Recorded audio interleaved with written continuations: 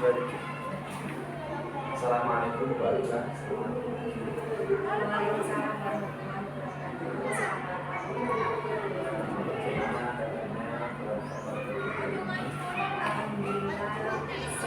semangat dan bahagia.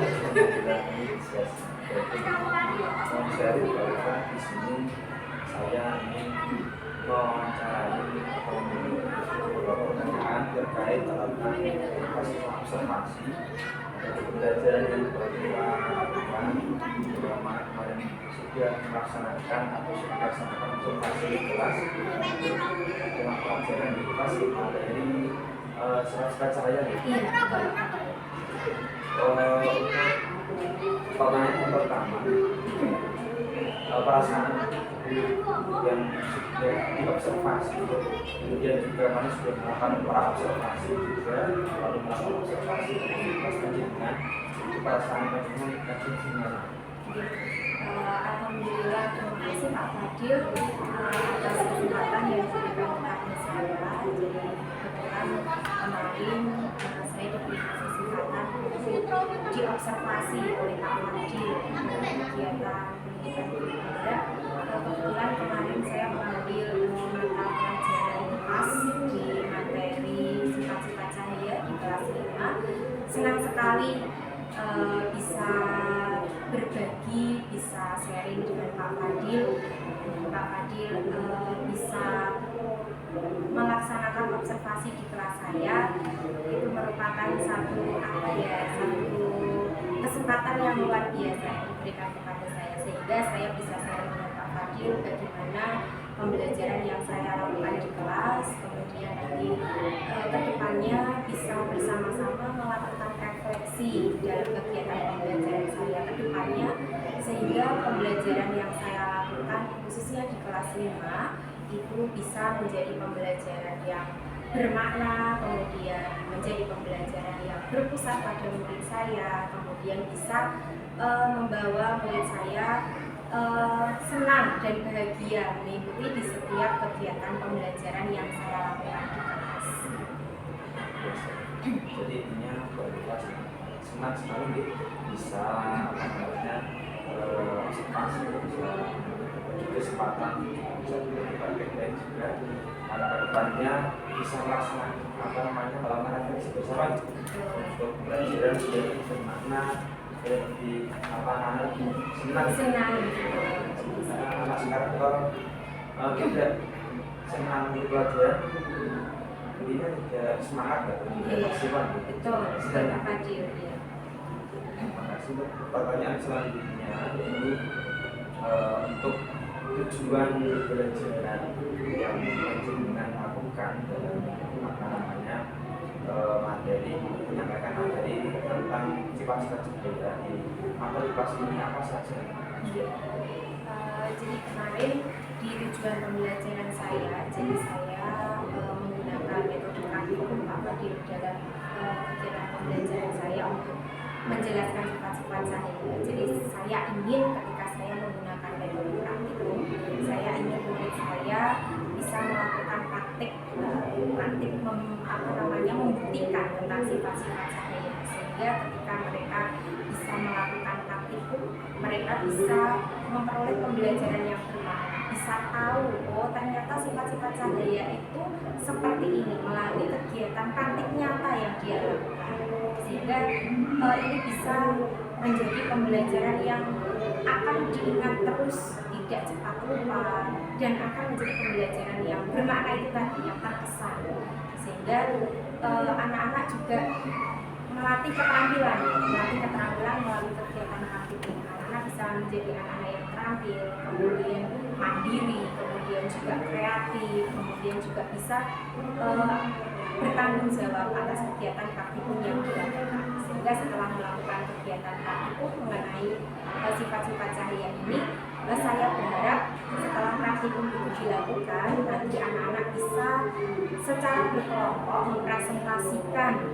hasil dari kegiatan praktikum tentang sifat-sifat cahaya yang dilakukan di depan kelas, tentunya sesuai dengan secara berdiferensiasi sesuai dengan gaya belajar mereka masing-masing.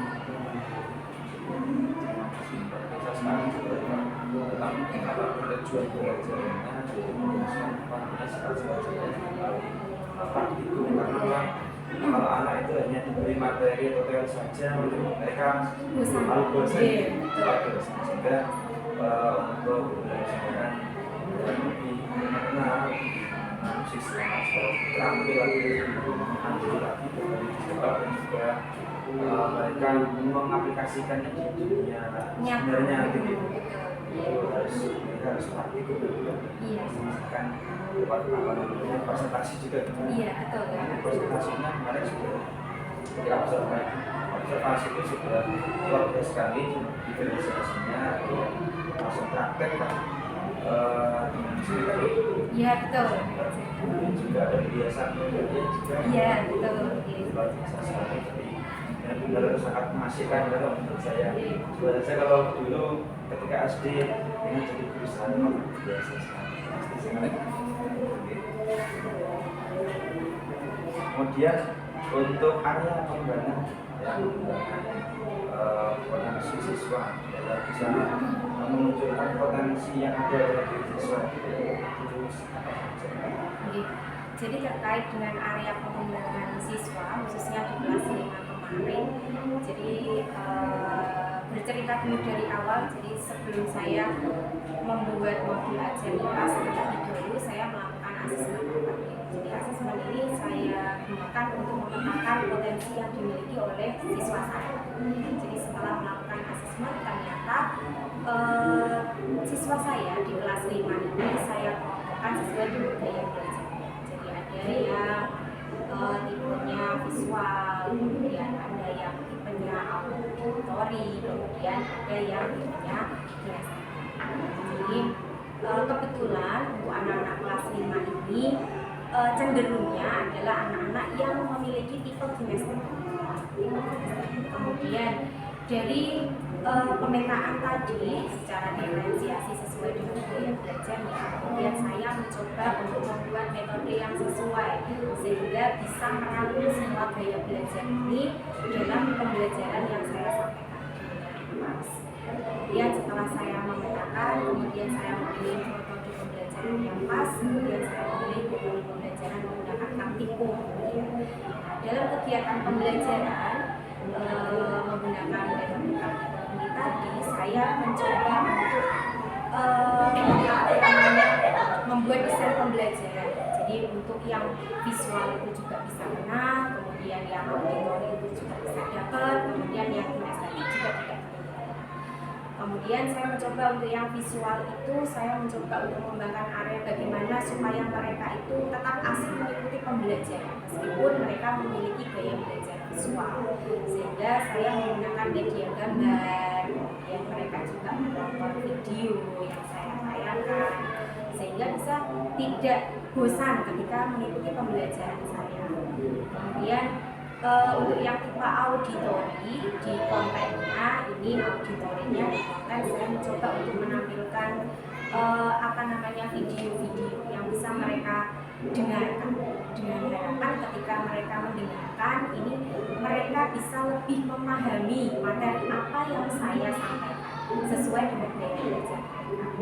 Kemudian untuk yang tipe kinestetik, nanti di produknya itu ada diferensiasi produk. Saya mencoba untuk bagaimana supaya mereka itu bisa menampilkan produk sesuai dengan gaya belajar kinestetik mereka. Jadi mereka bisa menampilkan gerak dan lagu yang diciptakan sesuai dengan materi saya, yaitu materi sifat-sifat cahaya. Jadi untuk area pengembangannya memang sesuai dengan di gaya belajar masing-masing. Jadi saya pengen siswa saya itu terampil sesuai dengan gaya belajar. Jadi terampil di gaya belajar visual, terampil di gaya belajar auditori, kemudian juga terampil di area kinestetik. Kemudian saya juga ingin mengembangkan aspek kemandirian kepada siswa saya. Anak-anak belajar mandiri sesuai dengan potensi yang mereka miliki. Jadi bagaimana caranya saya menumbuhkan juga rasa percaya diri. Anak-anak sekarang itu biasanya kan ketika ditunjuk oleh gurunya, ditunjuk oleh siapa, itu kan cenderungnya mau. Nah, saya pengennya dengan menggunakan presentasi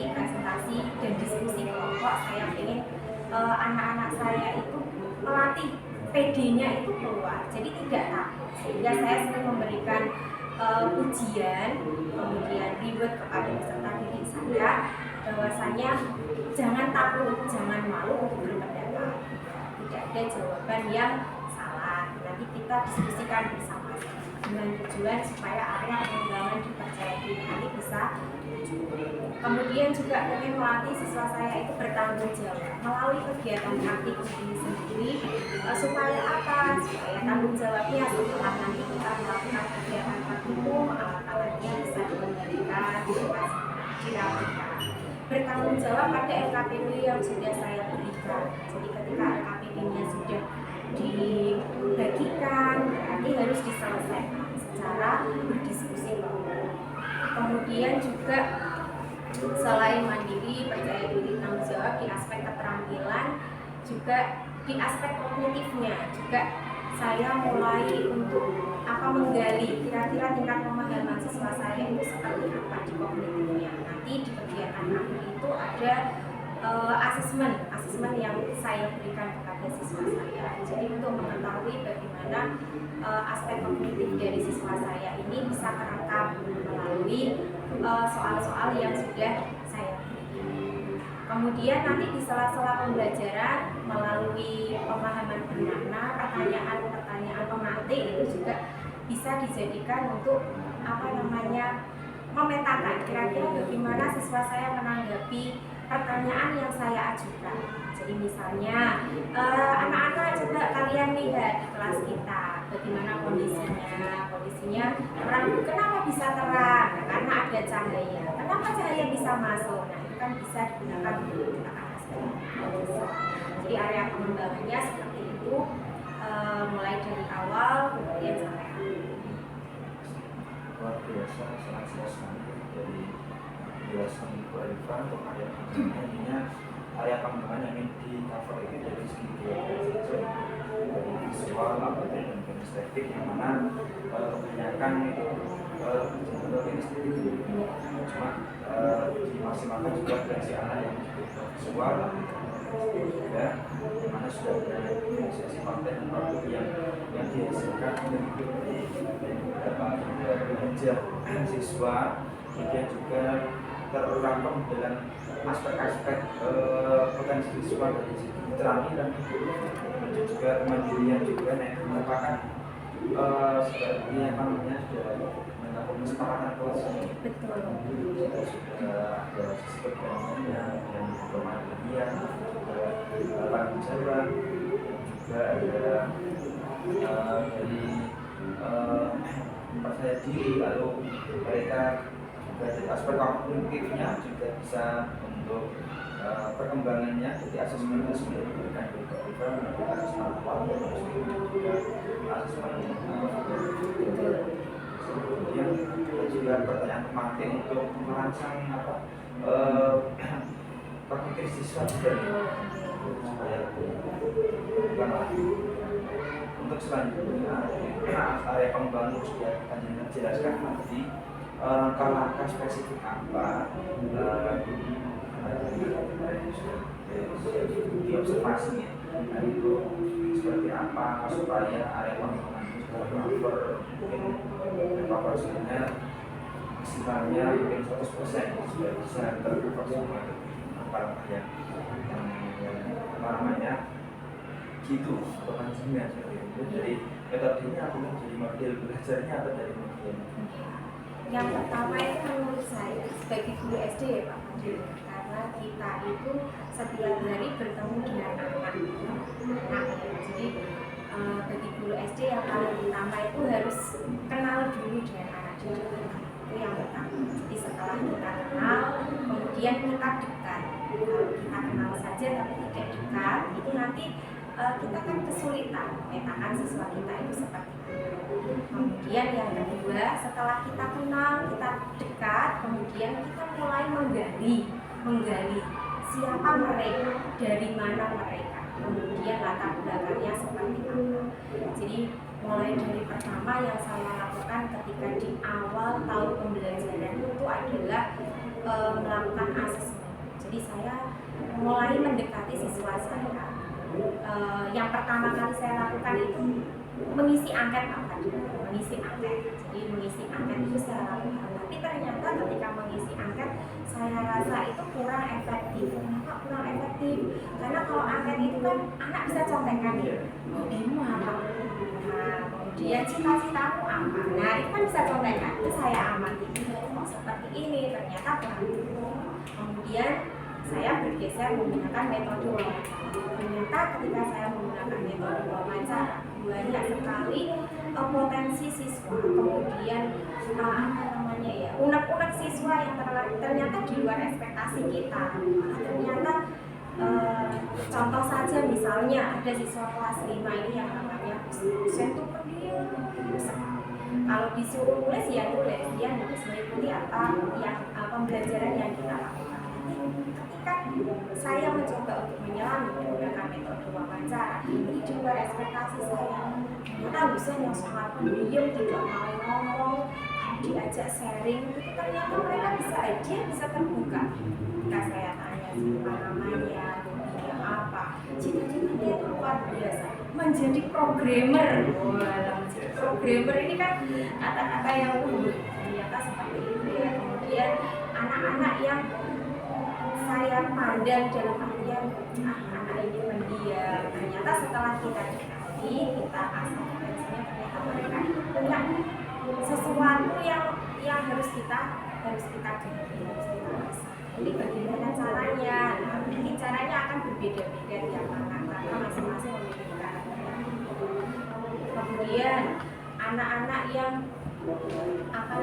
yang kita anggap ceriwis di kelas itu juga memiliki cita-cita, memiliki hobi, memiliki cerita yang berbeda-beda. Kebetulan memang di kelas saya kemarin ketika wawancara, selain tanya, pertama yang saya tanyakan nama lengkapnya, orang tuanya, kemudian juga sejumlah saudara, itu saya tanyakan apa dia.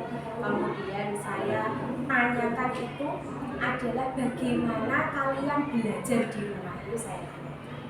Belajarnya seperti apa? Mereka bercerita, saya belajar itu hanya dari guru les saya. Les berapa jam? Jam berapa lesnya? Itu saya tanyakan satu persatu. 1 jam itu nanti jam setelah madrasah ya, karena di sini kan ada madrasah. Jam 5 sampai jam 7. Apakah cuma seperti itu? Iya. Pernah tidak didampingi orang tua ketika belajar? Rata-rata menjawab tidak pernah didampingi orang tua ketika belajar. Jadi orang tua itu istilahnya masrahke ya, pasrah bongkoan kepada guru les dan guru yang ada di sekolah ketika belajar. Kemudian juga saya tanyakan pekerjaan orang tua. Jadi mayoritas siswa saya itu adalah orang tuanya adalah konsewu, maksudnya secara tingkat pendidikan itu SD, SMP, dan beberapa SMA dan hanya yang lulusan sarjana itu hanya 1 orang saja. Memang mayoritas di tingkat pendidikannya itu memang. Kemudian saya juga menanyakan tentang selain belajar. Nah, ini pengalaman paling berkesan ketika kalian berada di rumah, ketika kalian berada di sekolah, ketika kalian bermain dengan teman sebayanya. Pengalaman yang paling berkesan itu ada tidak cerita yang paling bermakna ketika kalian itu belajar di sekolah? Itu saya tanyakan. Kenapa seperti itu? Saya pengen tahu kira-kira itu ada tidak kesan ketika dia itu sekolah di SDN juga. Ketika berkesan itu ternyata mereka rata-rata menjawab itu berkesan menurut mereka adalah ketika gurunya memberikan pembelajaran yang inovatif, yang bermakna, sing ngolah ngaleh. Kalau yang ceramah seperti itu cenderungnya tidak bercerita. Tapi ketika pembelajaran dengan metode praktek, mereka harus dipraktekkan langsung, itu ternyata lebih berkesan, lebih mudah diingat. Kemudian saya juga bertanya seputar dengan orang tua, pernah tidak, bagaimana orang tuanya masih tinggal di rumah apa tidak? Ini saya tanyakan. Jadi bukan mayoritas, ada beberapa siswa saya yang memang dari keluarga yang berkeluarga. di kelas 5 itu banyak yang memiliki latar belakang bromo. Jadi ketika saya sudah mendapatkan atau mengantongi cerita dari siswa saya, ketika saya menjumpai kendala-kendala dalam pembelajaran, saya tidak langsung bocah kok kesetnya seperti ini, tidak. Kenapa mereka keset? Kenapa mereka sering tidak membawa pelajaran jadwal itu di jadwal? Kenapa mereka berpakaian itu sering tidak sesuai dengan jadwal? Kemudian kenapa kaos kakinya kok seperti itu? Kan banyak ya kelas 5 yang seperti itu. Kemudian ikat pinggang setiap hari Senin pasti anak-anak itu saja. Kenapa? Ternyata setelah saya bertanya melalui metode wawancara, saya tahu jawabannya. Oh, si A ini dari keluarga ayah ibunya tidak ada yang ditunggui ayah ibunya, tetapi ibunya gak ngopeni. Ada yang seperti itu. Ada yang ditunggui ayah ibunya, tapi ayah ibunya cuek, ingin memikirkan dirinya sendiri juga ada. Jadi saya tidak langsung menjudge si anak ini bocah kok keset, bocah kok seperti ini, tidak. Tetapi berusaha untuk menanyakan kenapa seperti itu. Nah, kenapa seperti itu? Nah, ini ada di garis sini ya. Kemudian bagaimana caranya kita mencari solusi bersama-sama. Jadi ada yang sering terlambat itu ada, sering tidak masuk itu ada, sering minggat itu juga ada ya Pak Fadil ya di kelas 5 karena ikut-ikutan anak PAL. Pertama memang dulu yang saya lakukan adalah marah karena kok seperti ini. Ternyata setelah saya gali ternyata bapak ibunya tidak ada, dia ikut jimbanya. Jadi memang harus pendekatan personal yang saya lakukan. Kemudian dari situ saya mencoba untuk bagaimana ya supaya saya ini bisa menjadi guru yang disukai murid saya. Ketika saya tidak ada itu anak-anak itu pengen Bu Alifah kok gak ada ya, kemana ya? Nah itu saya tuh pengen seperti itu. Tidak ada ya, kemana ya? Kenapa Bu Alifah tidak masuk? Saya tuh pengen, pertama itu pengen cuma seperti itu. Nah ketika saya sudah dirindukan oleh peserta didik saya, pastinya nanti peserta didik saya akan senang sekali mengikuti pembelajaran saya. Itu adalah kunci menurut saya. Nah setelah itu nanti ketika anak sudah senang, saya akan dengan mudah merangkul mereka dalam artian anak-anak kita harus seperti ini. Kalau kita sudah berkesepakatan kelas, kita harus melakukan, akan lebih mudah untuk mengirim mereka supaya mereka itu bisa bersama-sama melaksanakan kesepakatan kelas yang sudah kita buat. Kemudian sudah tahu konsekuensinya seperti apa. Kemudian kalau ada permasalahan itu bisa diceritakan, jangan malu bercerita pada guru kelas. Luar biasa sekali, inspirasi akan dimulai dari pengenalan jadi kami soal siswa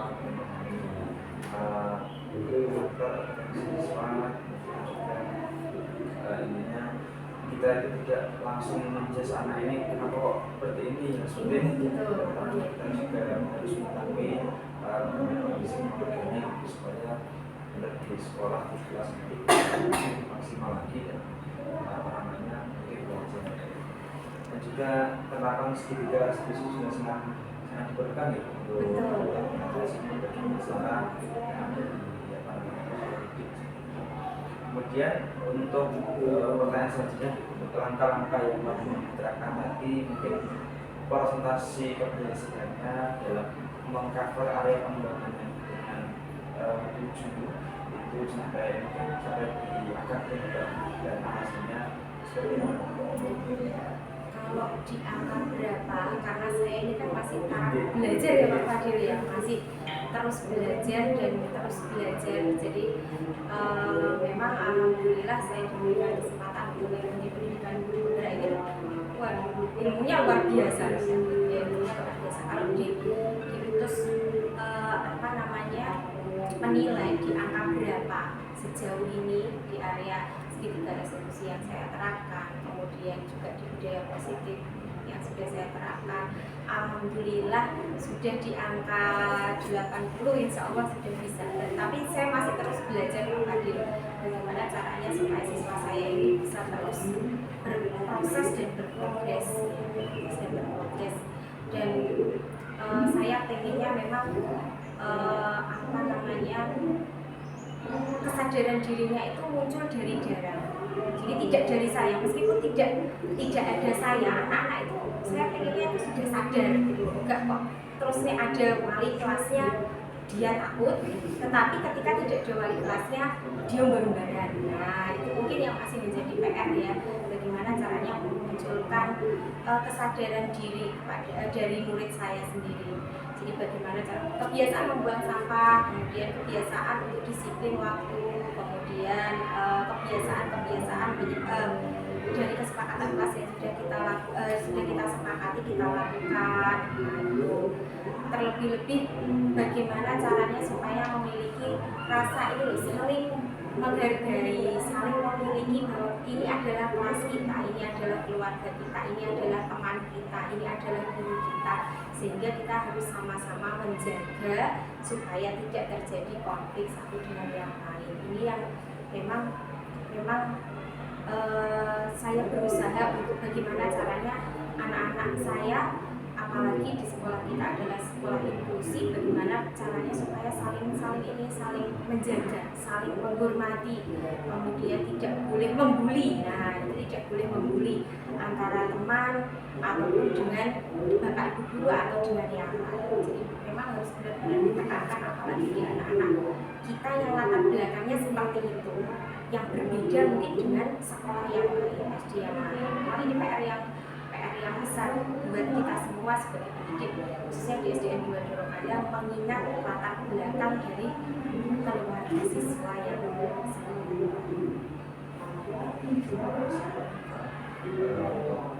konsentrasinya tadi sampai bisa. Nah itu menurut saya ini saya 11 dari 10 ya nanti setelah itu pengamatan observasi ini yang biasa sekali. Saya juga bisa belajar, bisa saling merefleksikan juga belajar yang dilakukan oleh Pak dalam kualitas kemarin. Lalu dari angka-angka tadi yang sudah sampai 80% untuk dan juga bisa mengetahui latar belakang siswa itu kan otomatis pasti ada kendalanya, hambatannya kalau kita melakukan pembelajaran yang benar kerja oleh murid, kemudian juga melakukan awal metode belajar dan juga mengaplikasikan metode yang inovatif yang disukai oleh siswa. Itu pasti ada beberapa hambatan kendala itu bisa diceritakan, bisa dilakukan. Jadi memang kendala utama ya, kendala pada saat kita menerapkan pembelajarannya tadi ya, yang diferensiasi, yang inovatif, kemudian yang bermakna. Ini memang dari awal itu utamanya itu niat tadi. Jadi harus niatnya dulu ditata. Dari siswa Niat dari siswanya juga ya, dari niat, dari bagaimana kalau niat kita sudah apa namanya sudah utuh ya, sudah penuh, mindfulness-nya ini sudah ada, ini kan otomatis juga nek arep ulang asal-asalan ini rasanya mau beban ya. Kalau cuma ulang menyampaikan materi ini pasti akan menjadi beban. Jadi itu yang pertama. Kemudian yang kedua adalah apa ya, kendalanya mungkin ke ini ya, kalau sarkas itu sudah sekolah kita bagus sarkasnya, kemudian untuk tempat apa namanya tempat pembelajarannya juga sudah bagus. Ini yang menjadi kendala itu memang ada juga di peserta didik, karena peserta didik kita kan ada yang peserta didik reguler dan ada peserta didik yang istimewa. Nah ini yang istimewa ini kan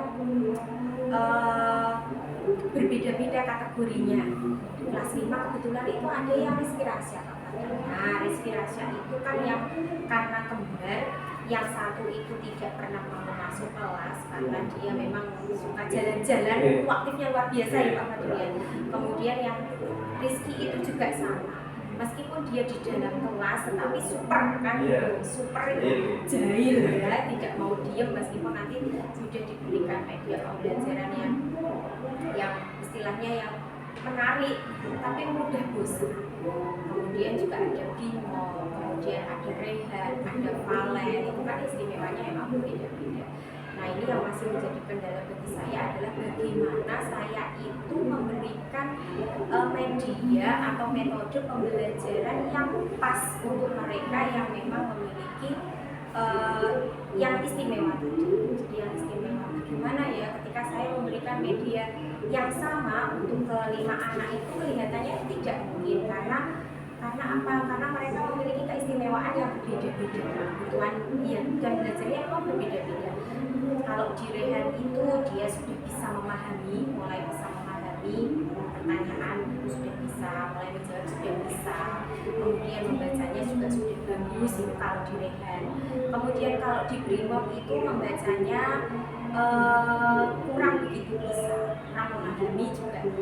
Iya memang kurang memahami. Kemudian juga Brimob kan agak jahil, ya. Kemudian kalau di Valen itu dia masih ngejar, bacanya masih ngejar. Kemudian juga memahami pertanyaan bisa. Kalau di Rizky itu anaknya aktifnya luar biasa. Nah levelnya dia hanya sebatas meniru, ya menirukan tulisan, menyalin itu Rizky bisa. Kemudian diajak komunikasi hanya mendengarkan saja. Responnya juga sangat sedikit. Nah ini yang masih menjadi PR adalah bagaimana saya bisa mengcover semua kebutuhan siswa saya antara siswa yang reguler dan siswa yang istimewa supaya dalam satu pembelajaran itu mereka bisa terlayani kebutuhan belajarnya, terlayani semua. Ini yang masih menjadi PR berat. Terkadang itu ketika saya membersamai, mendampingi anak-anak yang istimewa, ini anak yang reguler, karena ketika kita istimewa sama reguler kan otomatis terpecah ya perhatian kita. Yang istimewa ini cenderungnya lebih kita harus lebih slow, lebih kalem, secara personal kan gitu. Untuk yang reguler mungkin kita bisa secara klasikal kita di depan, kemudian kita menjelaskan anak-anak seperti ini, lebih enak ya bisa mengikuti. Tapi ketika yang istimewa ini kan tidak, kita harus personal. Ini seperti apa? Rehan, ayo kita seperti ini. Bagaimana kalau seperti ini? Nah ini secara personal memang. Ini yang membutuhkan tenaga ekstra dan media pembelajaran yang memang betul-betul harus berbeda ketika kita menyampaikan materi untuk di setiap mapel. Nah itu terkadang itu memang itu yang menjadi hambatan bagi saya. Kemudian juga manajemen kelas ini juga menjadi hambatan ketika saya harus mengkondisikan Rizky Rasya yang seperti itu, kemudian Brimob, kemudian juga Valen, kemudian Rehan, belum lagi teman-teman yang lain, murid-murid saya yang lain yang cenderungnya kinestetik ya Pak Fadil tadi, obah, kabeh kan ya, aktif semua, luar biasa.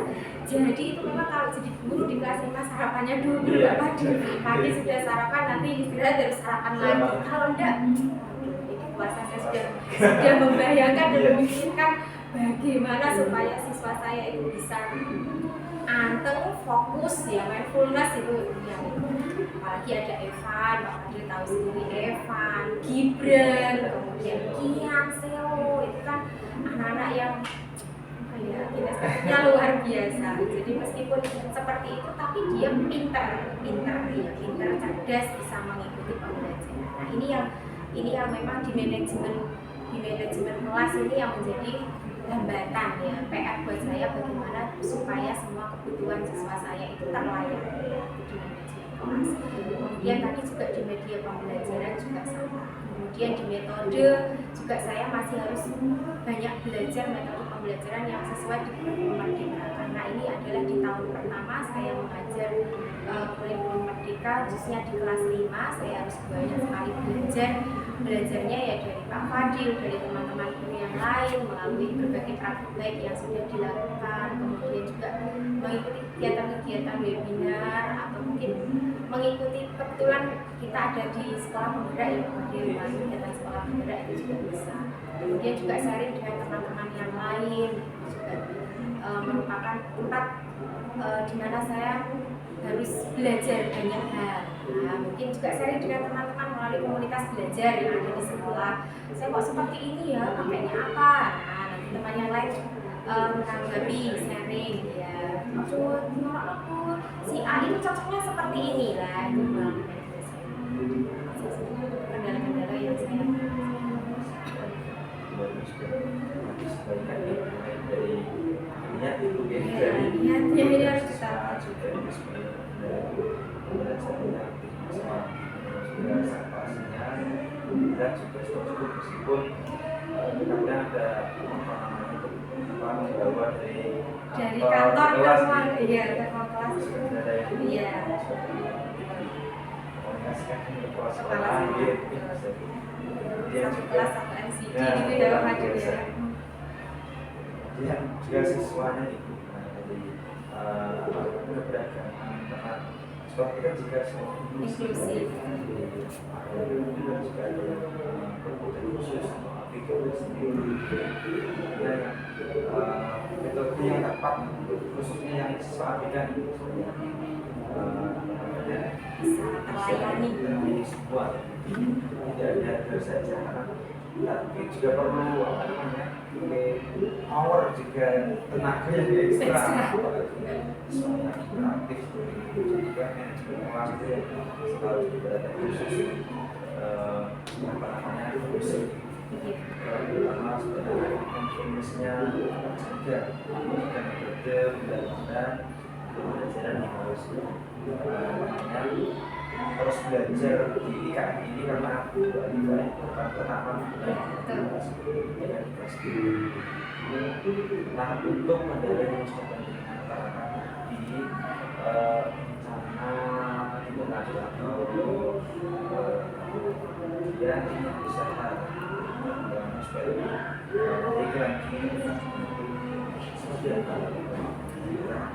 Jadi yang pertama niat tadi Pak Hadir ya, kendalanya niat. Nanti langkah yang harus saya lakukan adalah meluruskan niat saya. Supaya niatnya menata niat, menata niat ya. Pokoknya harus bisa sepenuhnya hadir pada saat pembelajaran di kelas. Kemudian yang kedua terkait dengan anak-anak yang tadi ya, anak-anak yang memiliki kebutuhan istimewa, kemudian juga anak reguler dan anak istimewa tadi. Kebetulan memang di sekolah kita ini memang ada pembimbing khusus, jadi ada jadwalnya sendiri. Jadi Bapak Ibu guru GPK ini memang sangat membantu ketika pembelajaran. Jadi memang sudah dijadwalkan ada jam-jam tertentu yang dimana anak-anak yang istimewa tadi diambil, kemudian diberikan materi sesuai dengan level keistimewaan mereka masing-masing di ruang TIK supaya mereka bisa terlayani kebutuhan. Itu untuk yang apa namanya, bagaimana supaya kebutuhan belajar anak-anak yang istimewa ini bisa terlayani. Kemudian tidak hanya dengan guru GPK saja, tetapi untuk anak-anak yang istimewa tadi memang sudah dijadwalkan untuk tetap mengikuti secara klasikal di kelas di mana ada anak-anak reguler, dengan harapan apa, supaya mereka bisa beradaptasi, bisa saling dengan temannya, juga bisa berkomunikasi, bisa berinteraksi. Dan untuk anak yang reguler, mereka juga bisa belajar untuk menghargai bahwasanya kita itu beraneka ragam, kita tidak boleh menghina atau mencemooh teman-teman kita yang memang istimewa. Itu langkah yang sudah dilakukan. Kemudian terkait dengan anak-anak yang istimewa ini, memang setiap hari itu saya selalu mengirimkan dokumentasi Pak Fadil kepada wali muridnya. Iya, secara personal saya kirimkan hari ini belajar apa, kemudian saya berikan catatan-catatan khusus untuk yang di buku mereka. Misalnya kalau sudah bisa membaca, ya saya berikan hari ini membacanya sudah seperti ini, sudah tidak dieja, tetapi untuk kata seperti ini masih kurang, itu saya berikan catatan khusus. Kemudian juga misalnya anak-anak yang istimewa tadi tidak membawa, misalnya tidak membawa buku prestasi untuk yang ngaji, pasti saya komunikasikan pada orang tuanya. Kemudian juga saya komunikasikan misalnya untuk yang istimewa dulu, ya istimewa ini tidak memakai seragam yang lengkap, itu pasti saya komunikasikan supaya apa, meskipun mereka istimewa, mereka bisa tetap seperti anak-anak yang reguler. Kemudian ketika bergaul, ketika anak-anak ini duduk di kelas, ini juga diajak, sekali diajak supaya mereka tetap bisa selalu dengan anak-anak reguler. Meskipun nanti pada saat mengerjakan soal, mengerjakan tugas, itu biasanya saya dudukkan di sebelah saya dengan tujuan supaya saya itu bisa lebih dekat, ya, memantau si anak ini kurangnya berapa sih, kurangnya di itu untuk yang anak-anak istimewa. Kemudian untuk yang ngaji, ya, biasanya saya pegang sendiri Pak Budi untuk anak-anak yang istimewa. Karena apa? Kalau dipegang guru ngaji itu biasanya mereka tidak mau ngaji, terus pulang terlebih dahulu. Makanya untuk yang primovalet itu saya pegang sendiri, dia pegang khusus, kemudian diajarin oleh sekolahnya seperti itu. Itu ya memang prosesnya tidak langsung cepat gitu, enggak Pak Wadi, harus sabar, dan selalu saya berusaha untuk mendokumentasikan apa yang sudah saya lakukan dengan harapan supaya apa? Supaya anak-anak itu merasa ini loh dihargai. Saya kalau kamu dibunuh Bu Alifah, nah itu anak itu senang ketika dokumentasi. Kemudian untuk anak-anak yang reguler, untuk anak-anak yang reguler ini juga sama perlakuannya dengan anak-anak yang istimewa. Pasti saya komunikasikan dengan orang tuanya. Jadi untuk misalnya yang tidak membawa pelajaran, Pak itu mengikuti WhatsApp grup saya ya di kelas, ya pasti saya tulis yang hari ini tidak membawa buku paket, misalnya siapa. Kemudian kalau yang misalnya pelanggaran, memang saya japri langsung kepada orang tua untuk pelanggarannya apa, supaya lebih, kalau saya di grup menjaga perasaan teman-teman yang lain atau wali murid yang lain kan tidak. Jadi saya japri, Bu, teman saya ini hari ini Mas Tia melakukan pelanggaran ini, nanti minta tolong supaya dibina. Itu pasti saya mengaktifkan grup WhatsApp kelas saya sendiri, saya pribadi. Kemudian saya juga berusaha untuk mendokumentasikan setiap kegiatan pembelajaran saya. Ya, saya buat dengan media tanpa capcut bisa ya, pasti saya dokumentasikan itu di sela-sela setelah saya pembelajaran, saya dokumentasikan. Kemudian di sela-sela nanti anak istirahat, pasti saya buat videonya supaya apa? Supaya anak itu dan orang tua juga bisa, oh hari ini anak saya belajar ini. Tidak hanya di anak reguler saja, di anak yang istimewa juga saya ikutkan supaya apa?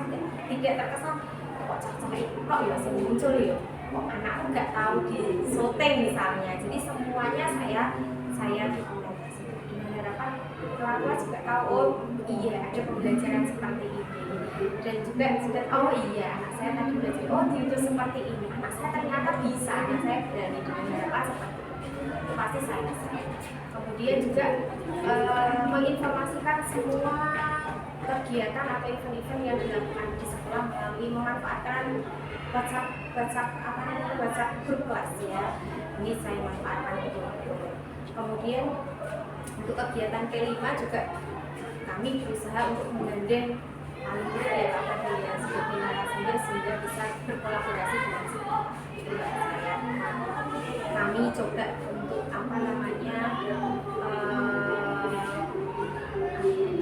kami coba lakukan supaya permasalahan ini bisa terselesaikan. Kemudian kalau terkait dengan media pembelajaran dan metode pembelajaran, memanfaatkan, memaksimalkan komunitas belajar yang ada di sekolah, jelas karena di setiap saat itu kan kita mengaktifkan komunitas belajar di sekolah, itu bisa melakukan saling berbagi praktik baik satu dengan yang lain, saling bercerita kegiatan pembelajaran yang sudah dilakukan apa, materinya tentang apa, bisa kita saling berbagi antara yang senior dengan junior, bercerita pengalamannya.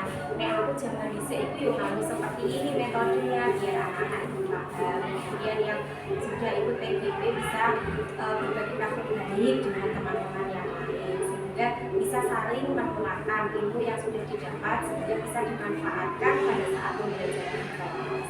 Kemudian juga melalui kegiatan webinar bisa, kemudian melalui kegiatan diklat, melalui kegiatan-kegiatan lain yang memang sangat mendukung atau bisa digunakan untuk referensi ketika kita melaksanakan kartu pembelajaran di kelas yang berpusat pada murid.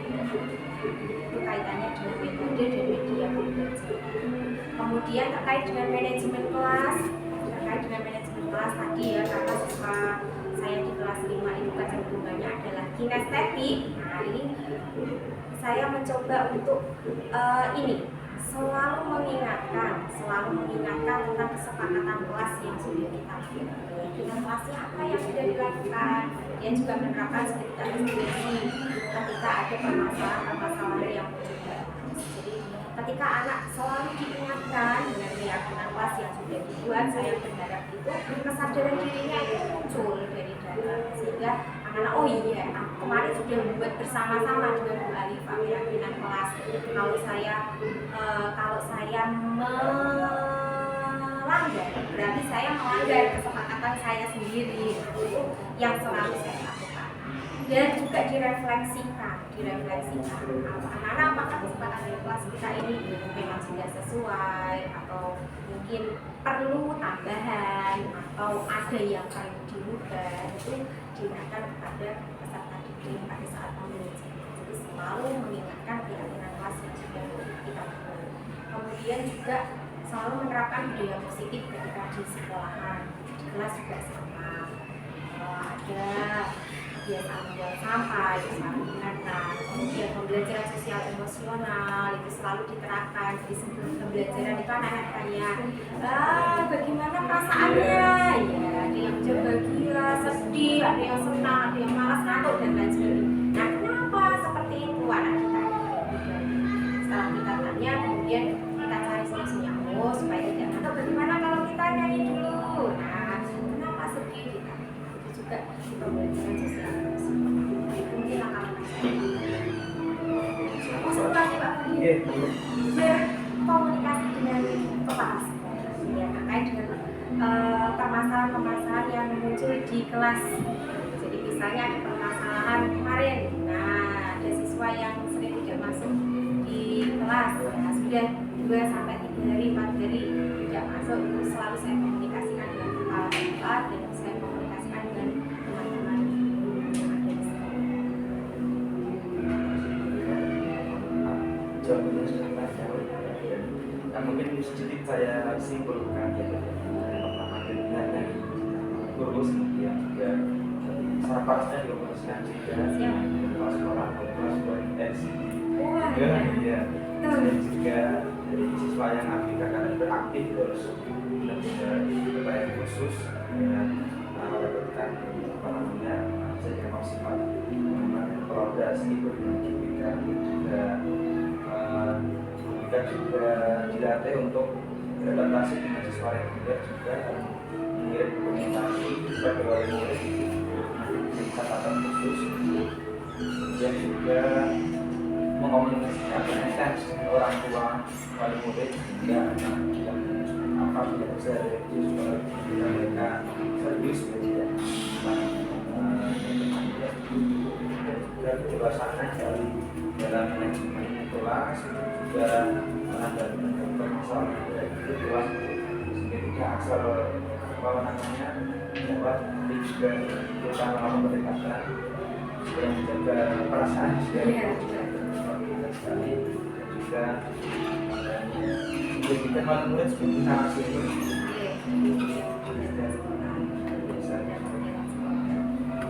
dan juga maksimalkan kompetisi sekolah juga dan untuk sebelumnya dari kelas mengingatkan sekolah kelas agar sikap dan menerapkan yang positif PSP dan juga mengkomunikasikan itu langkah-langkah atau upaya yang berjalan dari panjang lebar dan sangat menginspirasi juga saya untuk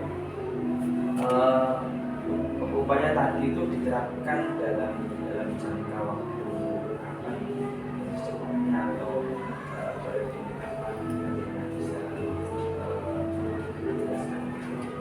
jadi terkait tadi langkah-langkah yang sudah saya lakukan itu mulai diterapkan kapan. Jadi yang pertama terkait dengan niat, setiap hari itu harus semangat ya. Kemudian yang kedua memaksimalkan komunikasi melalui WhatsApp kelas itu setiap hari. Jadi setiap hari itu pasti menggunakan grup WhatsApp kelas untuk memantau pembelajaran yang ada di kelas, menginformasikan setiap kegiatan yang ada di kelas, kemudian juga media sharing dokumentasi-dokumentasi yang ada ketika dilakukan di sekolah. Kemudian terkait dengan berkomunikasi dengan wali murid, tadi terkait dengan siswa yang istimewa, saya berusaha setiap hari ketika pembelajaran saya akan mengirimkan dokumentasi ke wali murid yang berkebutuhan khusus. Kemudian untuk yang anak-anak yang memang melakukan pelanggaran di sekolah, misalnya tidak bawa buku, tapi pasti saya komunikasikan sesuai dengan pada saat hari ini misalnya ada, pasti saya kirim ke kelas. Kalau tidak ada ya tidak.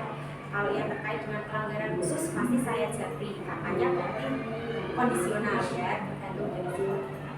Kemudian terkait dengan pemanfaatan komunitas belajar di sekolah untuk meningkatkan kompetensi dalam pembelajaran dan peningkatan supaya visi-visi sekolah kita tercapai.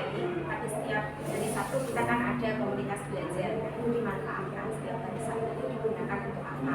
Kemarin yang sudah kita laksanakan ada praktek bagaimana caranya memanfaatkan Canva, kemudian praktek yang positif di kelas, pembuatan keyakinan kelas, kemarin sudah kita saling berbagi yang baik dengan berbagai yang baik.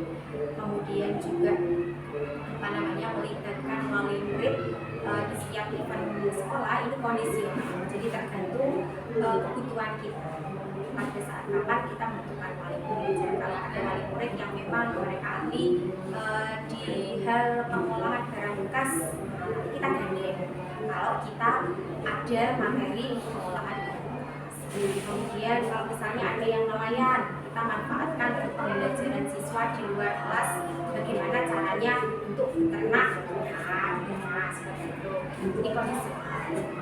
Kemudian dengan kepala sekolah pastinya sering sekali kita berkomunikasi dengan kepala sekolah, kolaborasi dengan bapak ibu guru setiap hari, setiap saat. Jadi ini kondisional, sifatnya kondisional, tergantung permasalahan apa yang kita temui di lapangan. Jadi ketika kita menemukan permasalahan yang memang harus kita komunikasikan dengan kepala sekolah, maka segera saja kita komunikasikan. Tapi ketika itu masih belum bisa, kita tinggal sendiri, ya kita tinggal sendiri.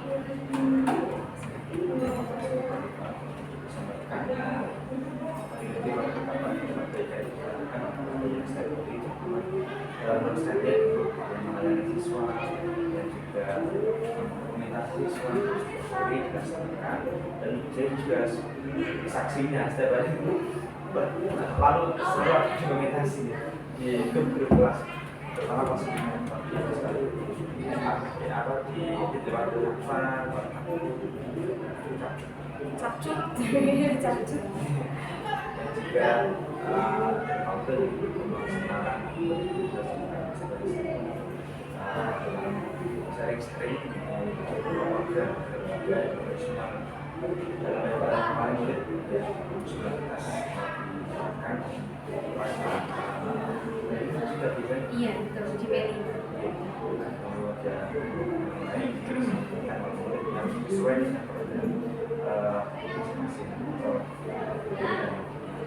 kemudian seberapa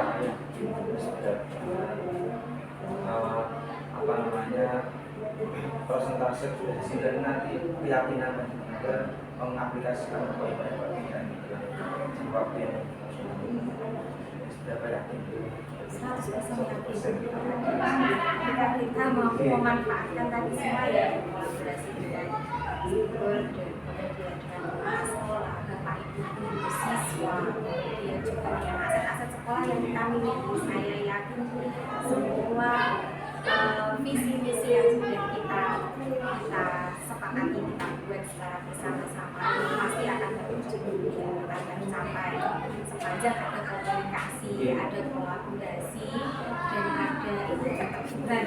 Kita harus sama-sama mewujudkan visi-misi sekolah. Saya yakin pasti bisa tercapai dengan memanfaatkan semua aset sekolah yang kita miliki. Semangat ya juga sekali belajar dan juga ya komitmen menerapkan. Jadi untuk praktiknya ini luar biasa. Ini seperti jadi yang pertama terkait dengan praktik pembelajaran, jadi harus konsisten menerapkan pembelajaran diferensiasi di kelas. Kemudian juga yang kedua konsisten menerapkan pembelajaran sosial, konsisten melakukan refleksi pembelajaran, karena refleksi pembelajaran ini sangat penting untuk perbaikan pembelajaran kita setelahnya pembelajaran sehari.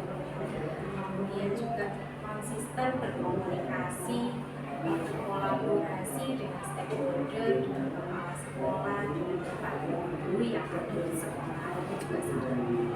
Kemudian juga berusaha untuk memanfaatkan semua aset-aset yang dimiliki oleh sekolah, karena sekolah kita itu asetnya luar biasa, banyak sekali yang bisa kita manfaatkan untuk meningkatkan kegiatan pembelajaran dan juga untuk mewujudkan visi-visi sekolah.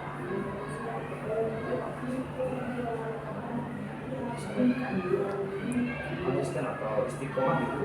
Iya, betul. Semua baik seperti diferensiasi, PSI, refleksi, seluruh bagus dari komunikasi dan mungkin ada kendala komunikasi sebagainya supaya ada pengambilan keputusan itu disepakati bersama dan masalah ini lalu memanfaatkan aset sekolah lingkungan kita juga siswa gurunya juga luar biasa. Jadi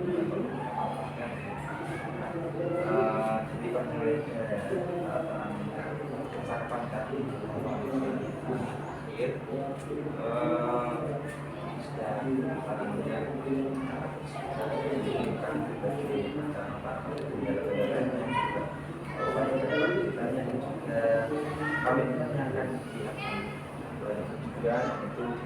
menjadi bahan atau pelajaran yang luar biasa apalagi saya ini pengalaman yang luar biasa. Terima kasih observasi yang luar biasa dari pasar ini bisa meluangkan waktu untuk praktik baiknya saya juga yang lain lain kali semoga waktu bisa berkomunikasi lagi untuk sharing mengintegrasikan pembelajaran dan saya terima kasih sekali. Yang terakhir mohon maaf apabila tidak bisa mengerti pertanyaan saya mungkin terlalu cerewet gitu. Luar biasa. Dan juga semoga bermanfaat untuk kesehatan dan terima kasih. Waalaikumsalam warahmatullahi wabarakatuh.